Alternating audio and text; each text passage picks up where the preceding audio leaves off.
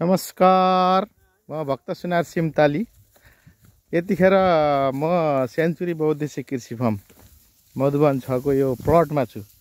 हाम्रो खजुराबाट हाम्रो दिनेश भट्टराई सर आउनु भएको छ यो खेत परीक्षणको लागि, यो खेत निरीक्षणको लागि।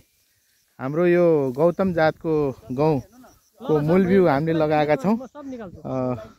सरलाई म थोरै सुझाव, उहाँ यो खेत निरीक्षण गर्नको लागि आउनु भएको छ। सरलाई यसो 2-4 कुरा केही यो के छ कसो छ धन्यवाद। हामीले उत्पादन गर्न खोजेको अहिले खास गरी हामीले चाहिँ बिउ बाली गर्ने क्रममा पहिलोपटक हामीले चाहिँ खास गरी बेजातहरू हेर्छौँ, लागेको अवस्था हेर्छौँ, बालीको अवस्था कस्तो छ हेर्छौँ। सरस्वती यहाँको हेर्दाखेरि अहिले चाहिँ गहुँ राम्रो छ। यहाँहरूले झार्ना सुविधा प्रयोग पनि गर्नुभएको छ। र चाहिँ जति पनि हामीले माथि अब देखिन्छ सब सीमा बोटवाला भन्छौँ। बिउ भनिसकेपछि एकै नासको हुनुपर्छ, एकै जातको हुनुपर्छ, एउटै स्तरको हुनुपर्छ। त्यसले गर्दाखेरि हामीले पहिलो डिसिजनमा तपाईँहरूलाई चाहिँ अलिकति भने हामीले चाहिँ विशेष गरी तपाईँको चाहिँ ढोकिराको अवस्था के छ, बालीको अवस्था कस्तो छ, झारपात हटाउने होइन, त्यसपछि गरेर फिमा बोटवाला हटाउने यो काम कार्य गर्नुपर्छ। जति पनि हजुरको सरस्वती हेर्नुभयो भने देखिन्छ यी सबै बालाहरू हटाउनु पर्ने हुन्छ।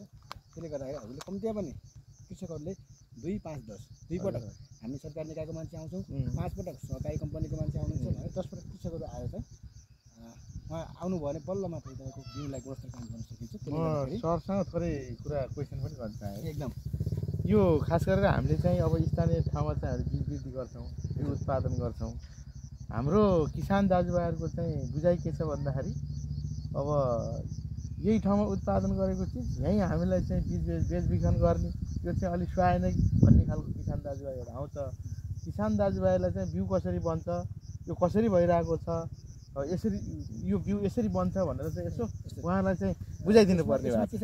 बिउका विभिन्न स्तरहरू छन्। हजुर हजुर। हामीले विशेष गरी तपाईँको चाहिँ पहिला त सबभन्दा पहिला प्रजनन बिउ हुन्छ, त्यसपछि मूल बिउ हुन्छ, अनि प्रमाणित बिउ हुन्छ र उन्नत बिउ। किनभने बिउका विभिन्न पुस्ताहरू होइन, तपाईँहरूले मूल बिउ पाउनुहुन्छ। मूल बिउबाट उत्पादन हुने बिउ भनेको प्रमाणित बिउ हुन्छ। र त्यो विभिन्न जो बिउ उत्पादक कम्पनीहरू छन्, सहकारीहरू छन्, जो अनुमति प्राप्त गरेका लाइसेन्स प्राप्त होल्डरहरू छन्, यिनीहरूले मात्र के गर्नुहुन्छ भन्दाखेरि मूल बिउ उत्पादन गर्न पाउनुहुन्छ। त्यसले गर्दाखेरि यसको पुस्ताहरू तपाईँको मूल बिउबाट कम्ती भने 2 पुस्ता अझै बाँकी हुने नभएकोले तपाईँले उत्पादन गर्दाखेरि जो आउँछ त्यो चाहिँ बिउको लागि 2 वर्षसम्म पछि पनि उत्पादन गर्न सकिन्छ। भनेपछि हाम्रो सेन्चुरी बहुद्देश्य कृषि फार्मले उत्पादन गरेको यो बिउ चाहिँ एकदम गहुँ चाहिँ ठिक छ। लागि बिउ बारी निरीक्षण, बिउ नमुना परीक्षण, प्रमाणीकरण 3टा कार्य अनिवार्य गर्नुपर्ने हुन्छ।